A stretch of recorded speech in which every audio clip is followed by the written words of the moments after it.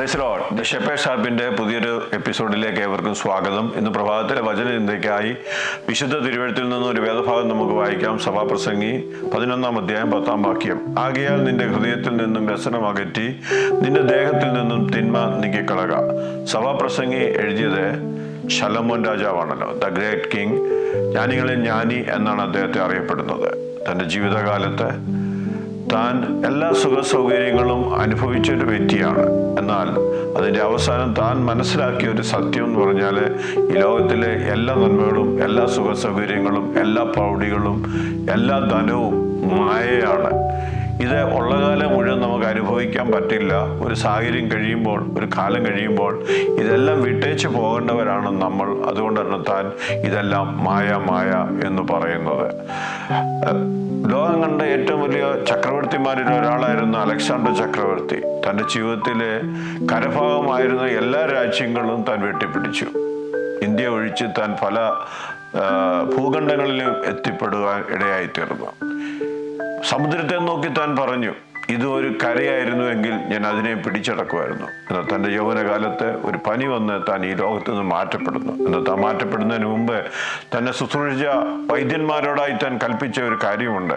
തൻ്റെ ശവപ്പെട്ടിയുടെ 2 സൈഡിലെ ദ്വാരമുണ്ടാക്കി തൻ്റെ 2 കരങ്ങളും പുറത്തേക്കിടണം. കാരണം അലക്സാണ്ടർ ലോകം മുഴുവൻ പിടിച്ചടക്കി, പക്ഷേ അലക്സാണ്ടർ ഒന്നും കൊണ്ടുപോകുന്നില്ല എന്ന്.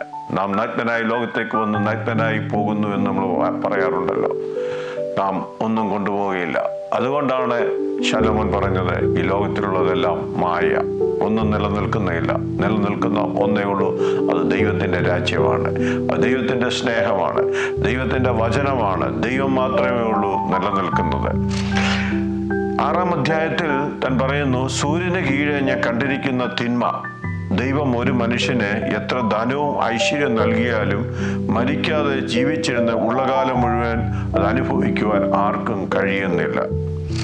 അവൻ സമ്പാദിച്ചത് മറ്റുള്ളവർ സമ്പാദിക്കും, ജീവിതത്തിൽ മറ്റുള്ളവർ അനുഭവിക്കും.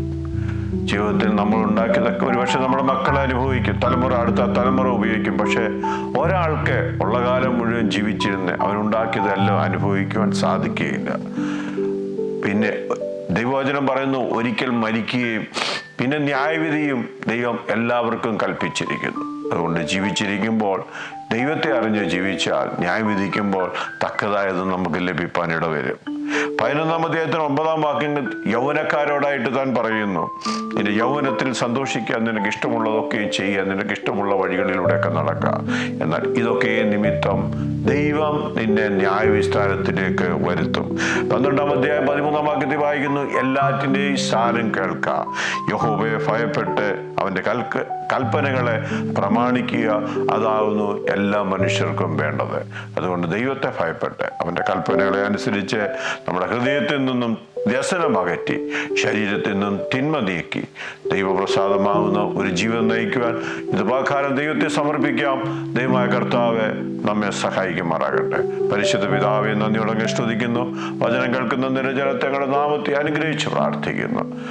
ജീവിതത്തിലെ വ്യസനം അകറ്റി, തിന്മ അകറ്റി, ദൈവവചനം അനുസരിച്ച് ദൈവത്തെ ഭയപ്പെട്ട് നല്ലൊരു ജീവൻ നയിപ്പാൻ ദൈവം കൃപ ചെയ്താട്ട്. മഹത്വം കർത്താവ് എടുത്താട്ട്. പ്രാർത്ഥന കേൾക്കുന്ന കൃപയ്ക്കായി സ്തോത്രം. യേശു കർത്താവിൻ്റെ തന്നെയുള്ള നാമത്തിൽ തന്നെ ആമേൻ.